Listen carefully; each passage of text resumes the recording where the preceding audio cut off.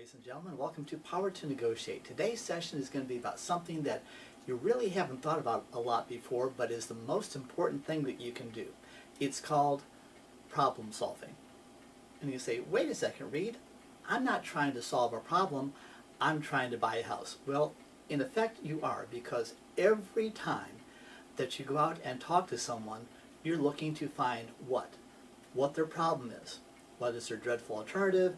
What is their time crunch? What is their pain? And if you can solve those, what you can do is you can make money. What happens if you can't solve those? Then you walk away. And here's something that I want to go ahead and impart to you. If there's a problem and you have the solution, it's not a problem. It's just time, effort, and money. But if there's a problem and you don't have the solution and you buy the house, then it becomes your problem. So whenever you're looking to buy a house, you always want to ask yourself, what is the problem, number one, and then number two, how can I solve this so that it's not a problem to me? Let's start with the problem solving process. The first step is, you have to identify the problem. And guess what? Most people don't want to tell you what the problem is. So you have to start out slow and find out a little bit about them. Get them feeling comfortable with you, and once they do, then they might feel a little bit more apt to go ahead and disclose what the problem is. Now, one of the things that I always do is I always tell someone, I've been here, done this before, I don't know if I can help you, but I know how to find out. Would you mind if I ask you a few questions? And here's the reason why I'm going to ask you a few questions. Your circumstance is unique to you. And if I came in with a solution that I've had before, it might not work for you. So would you mind if I find out where your circumstances are, and together we can see if there's a solution that would make sense for you. Now, it might be that I can't help you. But you know what? It's not going to hurt you to go ahead and share things with me, because we're going to work on a solution together.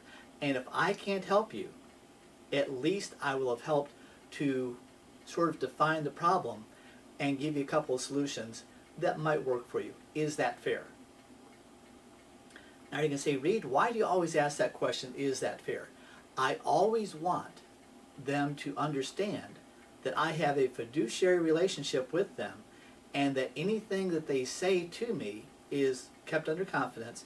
And if I ask them, is that fair, and they say yes, they've given me permission to start asking questions. So you always want to have some little tie downs there. A tie down is that fair, isn't it, isn't that right, is that correct? And an inverted tie down is where you put that at the front of the question. Isn't it correct that? But a tie down is much more effective at the rear of the question. It's much less intrusive at the front of the question. So an inverted tie down is a great thing to use, but you have to sort of know what you're doing there. Step number one is you want to define the problem. And so you ask people what the problem is. And it might be that they're facing foreclosure, okay?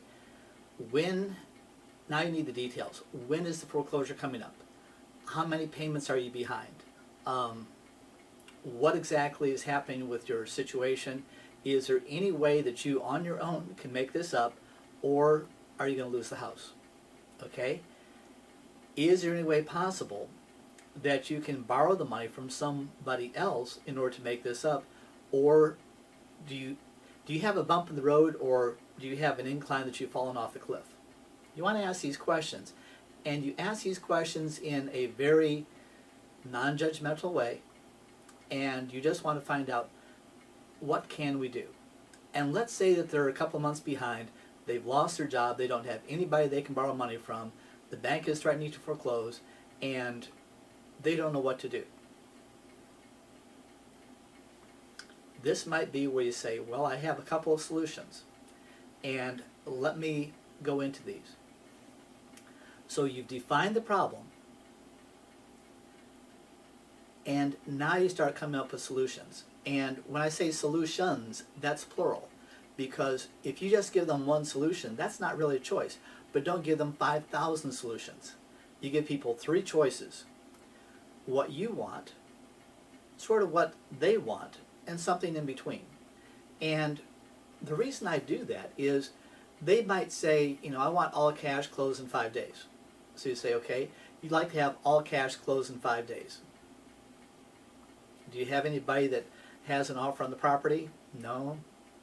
You put it on the market for how long? That hasn't happened.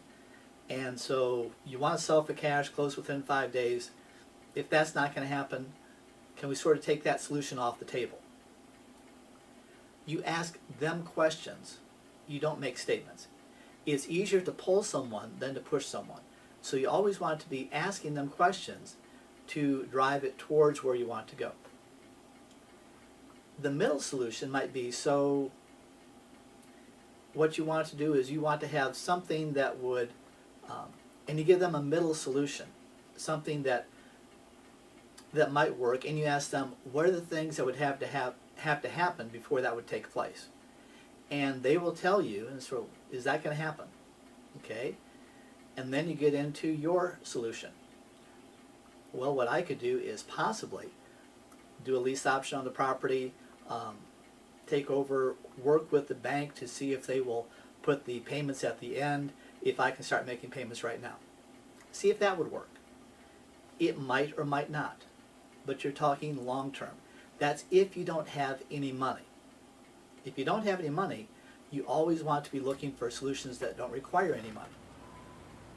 Because if you have cash, guess what? You can go ahead and buy these properties at a discount, maybe, and make money at this. Now, once you've offered the solutions, then what you do is you explore what steps you would have to take to make those solutions possible. And break this out.